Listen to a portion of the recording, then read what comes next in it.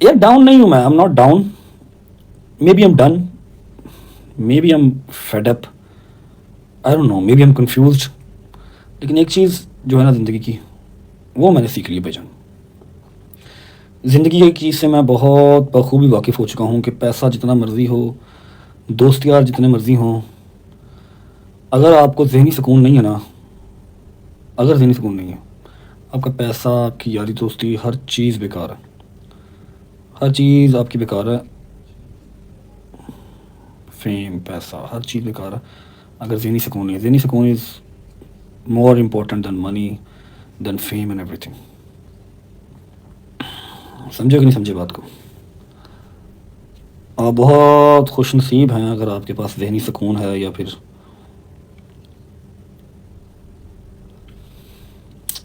I think ज़हनी सुकून नहीं है ना, पैसा, फेम, यारी दोस्ती, गड्डियाँ, हर शाई, कुछ आपको एक्साइटिंग नहीं लगता। और मेरा ख्याल है कि ये जो है ना, ये जो फेज़ अब चल रहा है मेरा, ये मेरा आखिरी फेज़ है। इसके बाद मज़ीद कोई ना मेरे ऊपर बात हो सकती है, ना इसके बाद कोई मज़ीद मुझे डर है किसी चीज़ का, ना कोई टेंशन है। I am free after this. इस तो बाद मैं वेला तो मैं फ्री हाँ, मैं किसी का कोई पार नहीं रहना। इस तो बाद जी मैं गाल पैनी पै गई, जी मेरी माँ भैन को गाल पैनियाँ सन पै गई, जिन्हें जिन्हें मैं बुरा भला कहना सी कह लेता। आई एम डन आफ्टर दिस। तो जी व्यूअर्स, रजब भट्ट की बातों से अंदाजा हो जाता है कि रजब भट्ट कितनी टेंशन और परेशानी में है।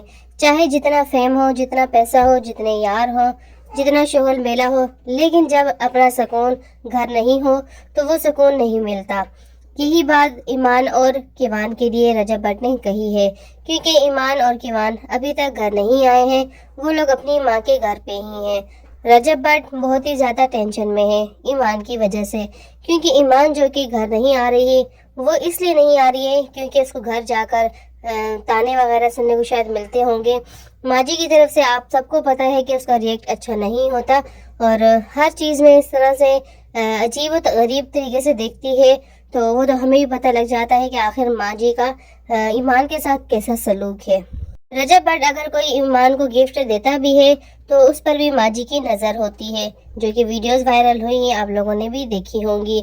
और उसी के बाद फ़ौरन ही माजी के जहन में आया, क्यों ना मैं रजब भट्ट के जहन में डालूं कि गज़ल को भी गिफ्ट देना चाहिए, क्योंकि उसने आपका साथ बहुत ज़्यादा दिया है व्लॉगिंग करते वक्त। जाहिर सी बात है, अपने ही साथ देते हैं और अपने ना दे तो वो किस बात के अपने।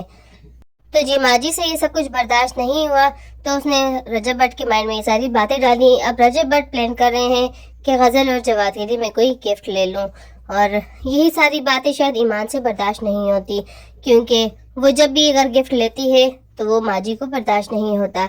यही सारे इनकी टेंशन परेशानियाँ चल रही हैं, आपस घर के मसले चल रहे हैं, और ईमान भी इसी वजह से अपने घर नहीं जा रही। और रजब भट्ट ना अपनी माँ को कुछ बोल सकता है और ना कि अपनी बीवी को, वो दोनों तरफ से बहुत ही ज़्यादा टेंशन में है। वो सोचता है कि आखिर मैं करूं तो क्या करूं। गज़ल की सास तो उससे वारे सदके होती है, क्योंकि उसका भाई एक बड़ा यूट्यूबर है, जबकि दूसरी तरफ ईमान की सास का रवैया तो बहुत ही ज़्यादा मुख्तलिफ है। हालांकि उसे अपनी बेटी की तरह उसे रखना चाहिए और उसे ट्रीट करना चाहिए। तो जी बस आप लोग इस बारे में क्या राय रखते हैं कि माजी इस तरह से ईमान के साथ क्यों पेश आती है? क्या उसे इस तरह से पेश आना चाहिए? इतना पैसा होने के बावजूद भी माजी बहुत ही ज़्यादा लालची है। तो जी अगर अभी तक चैनल को सब्सक्राइब नहीं किया तो फौरन से सब्सक्राइब कर दें, ताकि आने वाली लेटेस्ट अपडेट आप लोगों तक पहुंचती रहे।